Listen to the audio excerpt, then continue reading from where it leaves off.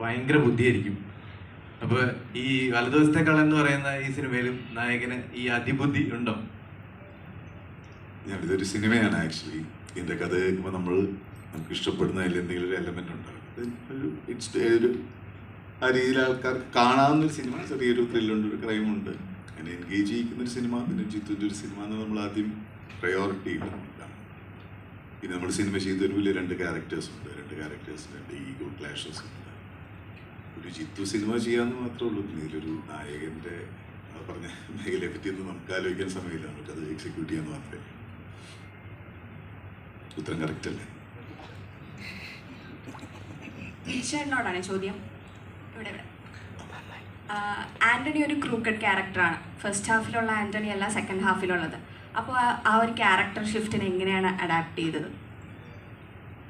നമ്മളൊരു screen play നമ്മൾ വായിക്കുമ്പോൾ നമുക്ക് മനസ്സിലാവില്ല. ഇത് പക്ക ഒരു ഡയറക്ടോറിയൽ ബ്രില്യൻസ് വേണ്ട മൂവിയാണ് ആക്ച്വലി. കാരണം വളരെ കുറഞ്ഞ സമയത്തിനുള്ളിൽ, ഒരു ടൈം ബാറിനുള്ളിൽ നമുക്ക് വലിയൊരു കാര്യങ്ങൾ എക്സിക്യൂട്ട് ചെയ്ത് തീർക്കണം. അപ്പം അതിന് ഒരുപാട് ടെക്നിക്കൽ സപ്പോർട്ട് വേണം.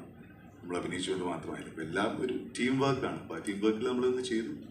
പിന്നെ ഇതൊരു കുറഞ്ഞ സമയത്തിനുള്ളിൽ നടക്കുന്ന, 1 മണിക്കൂറിനുള്ളിൽ 2 മണിക്കൂറിനുള്ളിൽ നടക്കുന്നതാണ് നമ്മുടെ ഇൻ്റർവെല്ലിന് ശേഷമുള്ള ഒരു ഏരിയ.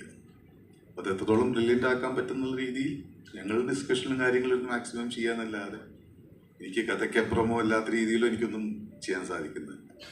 മാക്സിമം നീതി പുറത്ത് ആ ടെൻഷൻ മാക്സിമം ത്രൂ ഔട്ട് കൊണ്ടുപോകാൻ നോക്കുക. പിന്നെ നമ്മൾ പല ദിവസങ്ങളിൽ ഷൂട്ട് ചെയ്യുമ്പോൾ ഈ 1 മണിക്കൂറിനുള്ളിൽ ഷൂട്ട് ചെയ്യുന്നത് നമ്മൾ 10-30 ദിവസം എടുത്തിട്ടാണ് ചെയ്യുന്നത്. പല സീൻസും പല ഓർഡറിലല്ല. അപ്പോൾ ഇതിൻ്റെ ഒരു ഓർഡർ കണ്ടിന്യൂറ്റി പറ്റി അങ്ങനത്തെ മേഖലകളിലൊക്കെ ആയിരിക്കും നമ്മുടെ ഒരു ടെൻഷൻ. നമ്മുടെ ആക്ടിങ് കണ്ടിന്യൂറ്റി ഇപ്പോഴും ഫോളോ ചെയ്യണം എന്നുള്ളത് അങ്ങനത്തെ മേഖലയിലൊക്കെയാണ്. പിന്നെ വളരെ ഞങ്ങൾ എൻജോയ് ചെയ്ത് ഷൂട്ട് ചെയ്തൊരു സിനിമയാണ്. പിന്നെ ഫുൾ നൈറ്റായിരുന്നു ഷൂട്ടിങ്. നല്ല സിനിമ ചെയ്തു എന്നുള്ളൊരു സന്തോഷവും. ശരിക്കും പറഞ്ഞാൽ ചോദ്യത്തിനകത്ത് ഇതുണ്ട്. ഇത് ഭയങ്കര ടഫായിട്ടുള്ളൊരു ഇതാണ്. അപ്പം എനിക്ക് തോന്നുന്നത് ബിജുവിന് പുൾ ഓഫ് ചെയ്യാൻ പറ്റുന്ന, ബിജു അത്രയും സീസൺഡ് ആയിട്ടുള്ള ഒരു ആക്ടർ ആയതുകൊണ്ട്. ഒരു സ്ക്രിപ്റ്റ് വായിക്കുമ്പോൾ എപ്പോഴും ഒരു ആക്ടർ ഓക്കെ അതൊന്ന് രൂപപ്പെട്ട് മനസ്സിലൊരു ഐഡിയ വരും. പക്ഷെ അത് ചിലപ്പോൾ പല ദിവസങ്ങൾ കൊണ്ട് നടക്കുന്ന കഥയായിരിക്കും.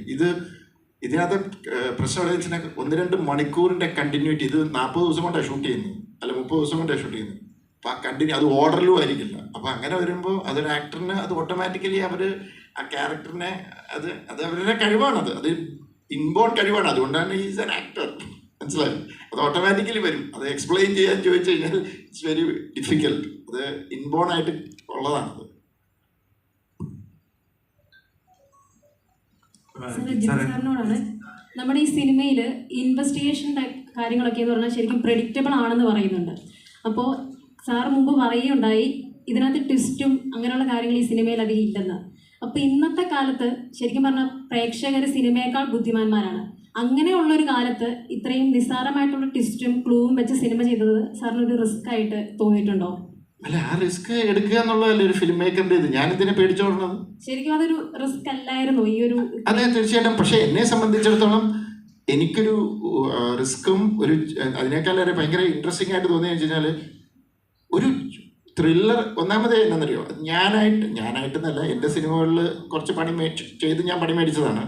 എൻ്റെ സിനിമകളിൽ കുറേ ത്രില്ലർ സിനിമകളിലെല്ലാം ഭയങ്കര ട്വിസ്റ്റും ഇതുണ്ടായിരുന്നു. അപ്പോൾ സ്വാഭാവികമായിട്ടും ത്രില്ലർ സിനിമ എന്ന് പറഞ്ഞാൽ ട്വിസ്റ്റ് വേണം എന്നൊരു തോന്നൽ കുറച്ച് ഓഡിയൻസിനുണ്ട്. എല്ലാവർക്കും എന്നല്ല, കുറച്ച് ഓഡിയൻസിനുണ്ട്. അപ്പോൾ അവരെ സംബന്ധിച്ചിടത്തോളം ഒരു ത്രില്ലർ മൂഡ് വന്ന ജിത്തു ജോസഫ് അപ്പം ട്വിസ്റ്റ് ഉറപ്പ് എന്ന് വരും. എനിക്കത് ബ്രേക്ക് ചെയ്യണം. അതിന് പറ്റിയൊരു സബ്ജക്റ്റായിട്ട് എനിക്ക് തോന്നി. ത്രില്ലർ മൂഡുണ്ട്, ട്വിസ്റ്റും സസ്പെൻസും ക്യൂരിയോസിറ്റി ഫാക്ടേഴ്സ് ഉണ്ടോ എന്ന് ചോദിച്ചാൽ ഉണ്ട്. പക്ഷെ അതിനല്ല ഇമ്പോർട്ടൻസ്. ഈ സിനിമയുടെ ഇമ്പോർട്ടൻസ് ഇതിൻ്റെ ഇമോഷണൽ സൈഡാണ്. ഇതിനകത്ത് 2 ക്യാരക്ടേഴ്സ് ഉണ്ട്. ആ 2 ക്യാരക്ടേഴ്സിൻ്റെയും അവരെ സറൗണ്ട് ചെയ്യുന്ന അവരുടെ ക്യാരക്ടേഴ്സിൻ്റെയും ഇമോഷൻസ് ഉണ്ട്. ഇതിനകത്ത് ഇപ്പം ഞാൻ വളരെ സിമ്പിളായിട്ട് പറഞ്ഞാൽ ASI വിദ്യ എന്ന് പറയുന്ന ലിയോണയുടെ ക്യാരക്ടർ ഏറ്റവും സട്ടിൽ ഇമോഷൻസ് വർക്ക് ചെയ്യേണ്ടതാണ്. പുള്ളിക്കാരത്തിയെ സംബന്ധിച്ചിടത്തോളം ഒരു പോലീസുകാരിയായിട്ട് അവിടെ നിൽക്കുമ്പോഴും ഒരു ഹൈറാർക്കിയുടെ ഭാഗമായിട്ട് പലതും ചെയ്യേണ്ടി വരുന്നു. പക്ഷെ